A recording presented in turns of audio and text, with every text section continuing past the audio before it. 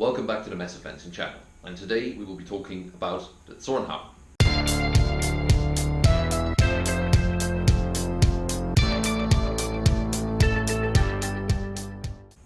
Before I start though, my apologies for having taken so ridiculously long to make this video. It's quite unfortunate, but my work sometimes gets in the way of making longer videos like this, therefore it will sometimes be a while before I get to upload something new. Regardless though, today we will be looking at the Zornhau finally, and in this video series on the Hauptstücke I will be looking at the why, the what and the how of all the Hauptstücke in Johannes Lecküchner's Vechtbuch. That means today we'll be looking at the why, the what and the how of the Zornhau, and that pun was not intended. Or maybe a bit. We'll be looking first at why one would want to do a Zornhau, what is its function, why is it there in the manuscript.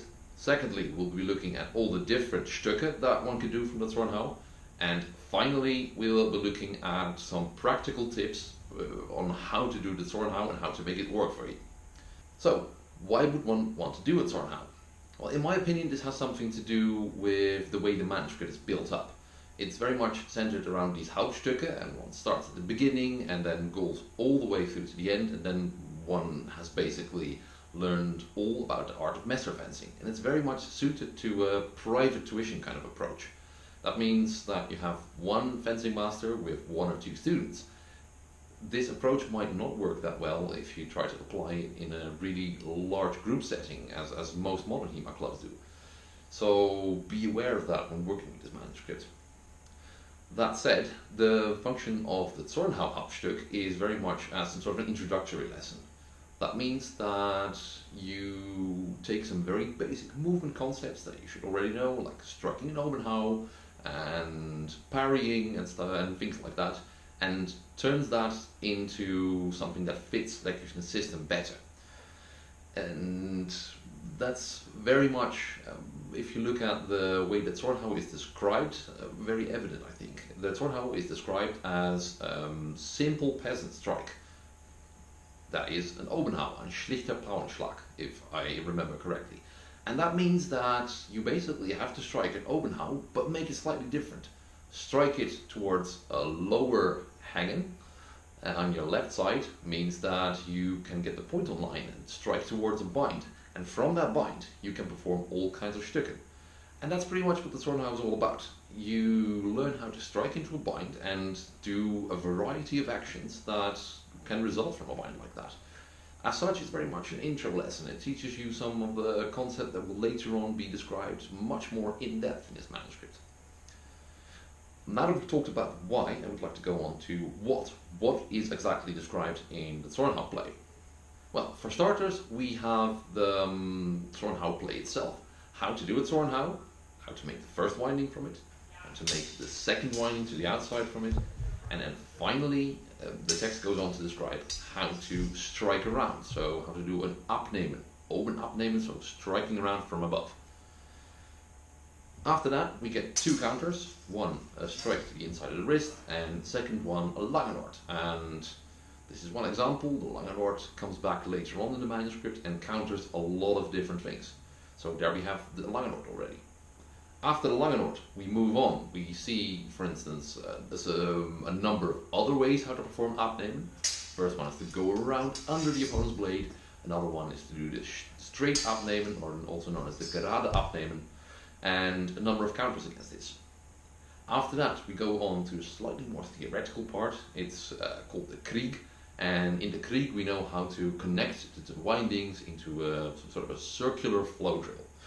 And from this circular flow drill we also learn about the vier zinnen, or four openings you might call them, but I'd rather translate them with four battlements. And these vier zinnen, in the final part of the Zornhau Hauptstück, are broken with the techniques called duplieren and mutieren. Duplieren is performed against the zinnen above, and mutieren is performed against the zinnen below. With duplieren, you strike around the opponent's blade against a hard bind to the other opening, the other side. And with mutieren, you thrust to a lower opening against a soft bind. that's pretty much all there is in the entire Zornhau manuscript. Very much how to turn an Obenhau into something that fits a system with binding and winding, and some options for how to continue those winds. That is pretty much what the Zornhau is as a Hauptstück. Now, the final part, how to do this and how to make it not suck.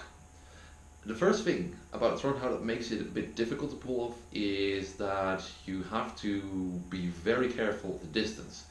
If you just perform the Obenhau as you regularly would by stepping in, and your opponent is stepping towards you too, that means that you get way too close to perform a Zornhau, as you can see here.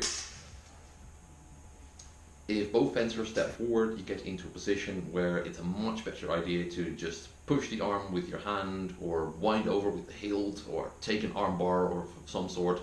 Winding is no longer a real option here. So if you want to do a Zornhau and then wind from it, you must really make sure that you don't really step forward. There's really two ways to do this. Either you start with your left leg in front, and I think this might be Lecküchner's preferred option, since he shows the Lugensland, the high god, with the right foot in front. However, starting with the left foot in front also works. I've tried both, I like both, I work with both quite regularly, so that's really up to you. Do what feels best for you. The second important part about Zornhau is making sure that you actually make your Obenhau to lower left hanging. And that means striking the opponent's blade and having the point forward in that hanging. This allows you to threaten the opponent with a point and therefore work with the windings. So in order to make the Zornhau itself work well, you need two things. Make sure you're in the right distance, and make sure you get the point at pointing towards your opponent.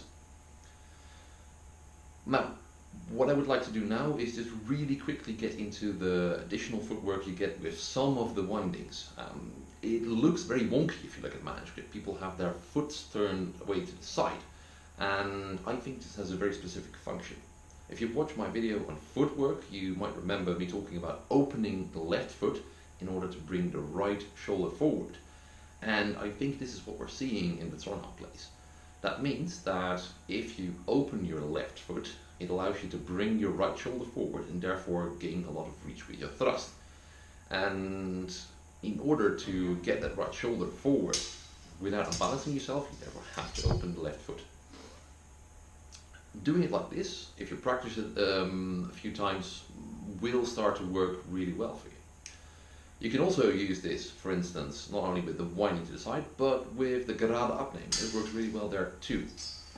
And finally, for all the other windings, it's really just very important that you are aware of the 5 words.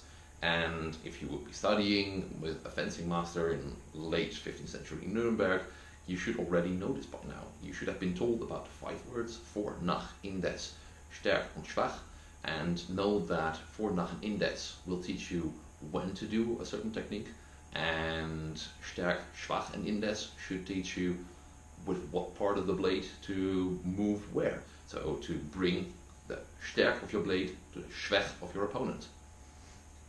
Now, having said these things, I hope to have given people something to think about when they work with the Zornhau. Do note, this is very much a work in progress, so a year from now it might have changed a bit. Even so, I really do hope that people start working with this. If you have questions or comments, shoot me a message or comment down below, and don't forget to like and subscribe. See you next time.